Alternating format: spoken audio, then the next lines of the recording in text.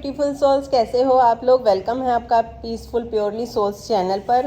और जैसा कि आप लोगों को पता है, ये चैनल आप लोगों के लिए एक हेल्पफुल वीडियो लेकर आता रहता है, तो इसलिए वीडियो को लाइक शेयर ज़रूर करिएगा और चैनल को सब्सक्राइब करिएगा।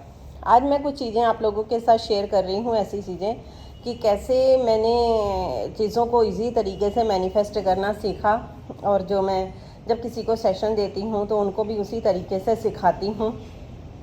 और अभी और नई नई चीज़ें सीख रही हूँ, जैसे सांसों का हमारे लिए क्या महत्व है, सांसों के साथ हम कैसे अपनी चीज़ों को मैनिफेस्ट कर सकते हैं। तो ये भी ऐसी वीडियो आप लोगों के साथ बहुत जल्दी ऐसी वीडियो शेयर करूँगी। तो चलिए पहले हम बात करते हैं कि हम चीज़ों को मैनिफेस्ट कैसे कर सकते हैं। वीडियो को पूरा ध्यान से सुनिएगा, बहुत छोटी सी वीडियो है। तो जब मैं लॉ ऑफ अट्रैक्शन को यूज़ कर रही थी, तो जब मुझे 2 साल लगभग कोई भी इसका रिज़ल्ट नहीं मिल रहा था, तो मैंने सोचा कि ऐसा क्यों हो रहा है। मैंने बीके शिवानी जी को बहुत सुनती हूँ, और भी 1-2 यूट्यूबर्स हैं जिन लोगों की मैं वीडियो सुनती हूँ।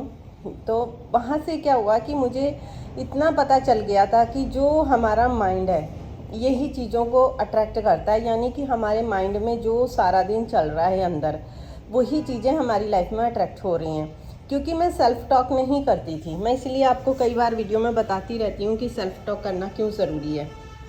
मैं सेल्फ टॉक नहीं करती थी, मैं सिर्फ मन के अंदर ही बातें करती थी। जैसे मान लो हमने किसी के लिए नेगेटिव सोचा, तो दिमाग क्या कहेगा, एक के साथ एक नेगेटिव परतें जुड़ती चली जाएंगी। और आप ध्यान करिएगा, गौर करिएगा कि अगर आप पॉजिटिव सोचेंगे ना, तो 1-2 वर्ड्स पॉजिटिव आएंगे, उसके बाद नहीं आएंगे। लेकिन नेगेटिव थॉट्स जब आते हैं दिमाग में, तो उसके साथ एक जाल बुनता हुआ चला जाता है। ये ज़रूर आप गौर करके देखिएगा और मुझे प्यारा कमेंट करके ज़रूर बताइएगा कि ऐसा आप लोगों के साथ होता है या नहीं होता है। मेरे साथ तो ये बहुत होता था।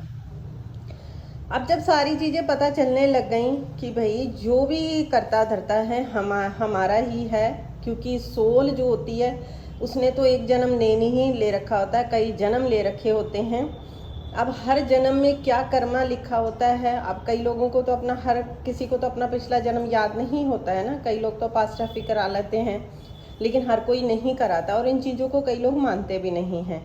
लेकिन जब हम गीता पढ़ते हैं, कोई भी ग्रंथ पढ़ते हैं, तो उसमें ये ज़रूर लिखा होता है कि कर्मा जो होती है ये हमारे बहुत ही मेन होते हैं। अब कर्म क्या होते हैं, इसके लिए अगर मैं वीडियो लगूंगी तो बहुत लंबी वीडियो चली जाएगी और बहुत डीपली बातें हैं। अगर आपको उसके बारे में जानना है तो मुझे ज़रूर बताइएगा, मैं भी इसके लिए एक अलग से वीडियो बना दूंगी।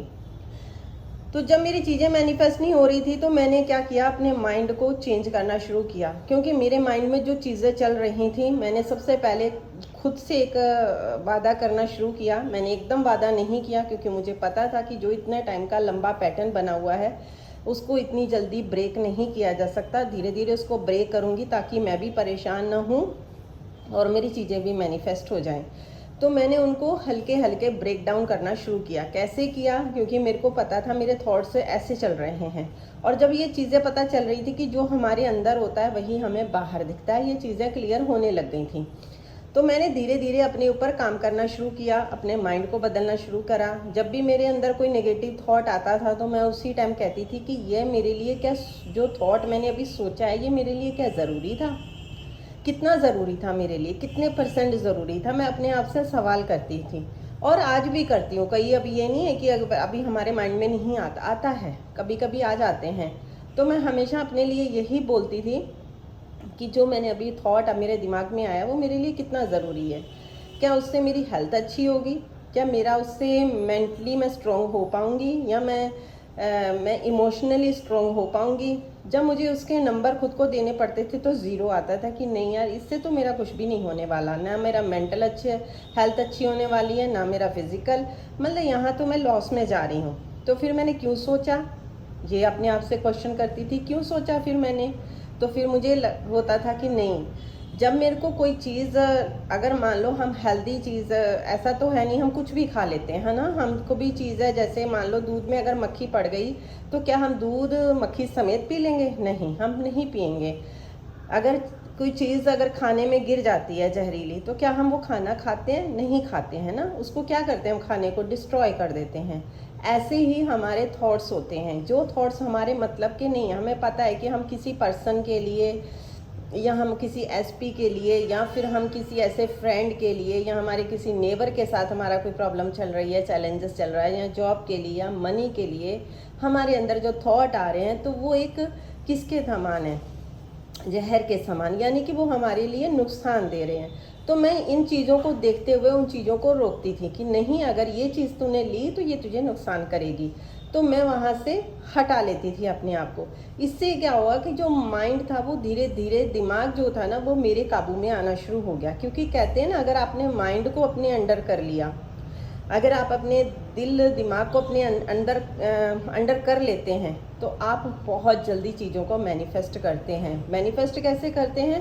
क्योंकि आपने अपने थॉट्स को पकड़ना शुरू कर दिया, अपनी फीलिंग्स को पकड़ना शुरू कर दिया कि नहीं, मुझे ऐसा नहीं सोचना, मुझे ऐसा फील नहीं करना, क्योंकि ये मेरे लिए नहीं अच्छा।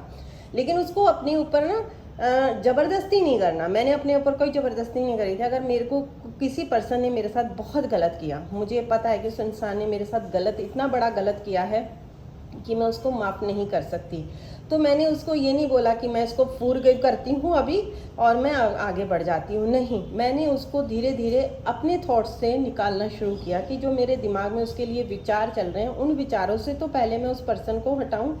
चाहे वो मेरी फैमिली का मेम्बर हो सकता है, चाहे वो कोई भी हो सकता है। मैं धीरे धीरे उसको मैंने अपने विचारों से कम करना शुरू कर दिया। क्योंकि जैसा ही मेरा माइंड उसकी तरफ जाता था तो बहुत सारी चीज़ें आती थी, तो मैं अलग सोचना शुरू कर देती थी। अलग कैसे जो सोचती थी?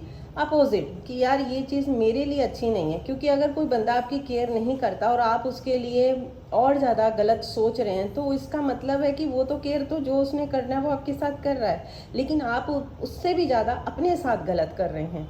तो ये चीज़ें जब मैंने अंदर से अपनी एनालिसिस करनी शुरू करी, अपने थॉट्स के ऊपर काम करना शुरू किया, यानी कि अपनी सफाई अंदर से शुरू करनी करी, तो मेरी चीज़ें अपने आप मैनिफेस्ट होने लग गई। मुझे उन पर कोई ज़ोर नहीं लगाना पड़ा। लेकिन इसके साथ मैंने होपनो प्रेयर ज़रूर करी, और आज भी होपनो प्रेयर करती हूँ। ये बहुत ही अच्छी है, ये आपको अंदर से हील करती है, आपके मन दिमाग को शांत करती है। ऐसे करोगे तो आपको चीज़ें जो हैं बहुत जल्दी मैनिफेस्ट होंगी और आपकी लाइफ खुशियों से भर जाएगी। तो ये थी आज आप लोगों के साथ अपनी एक स्टोरी मैंने साझा करी है, जिससे आप लोगों को पता चले कि हम चीज़ों को कैसे मैनिफेस्ट कर सकते हैं। इससे आसान तरीका नहीं हो सकता है। अपने कहते हैं ना, माइंडफुलनेस पे काम करो, यही कि अपने थॉट्स के ऊपर काम करो। देखो कि आपके लिए क्या ज़रूरी है। जितना आप खाने की तरफ ध्यान देते हो, उतना ही अपने अंदर जाने वाले इस खाने की तरफ ध्यान दो कि इस खाने में आपको, दिमाग के खाने मतलब इस खाने के अंदर आपको क्या डालना है। हमेशा हंसते रहिए, मुस्कुराते रहिए और आपकी सारी विशेष पूरी हों। थैंक यू सो मच, आपने मेरी वीडियो को यहाँ तक देखा। Take care, bye bye everyone.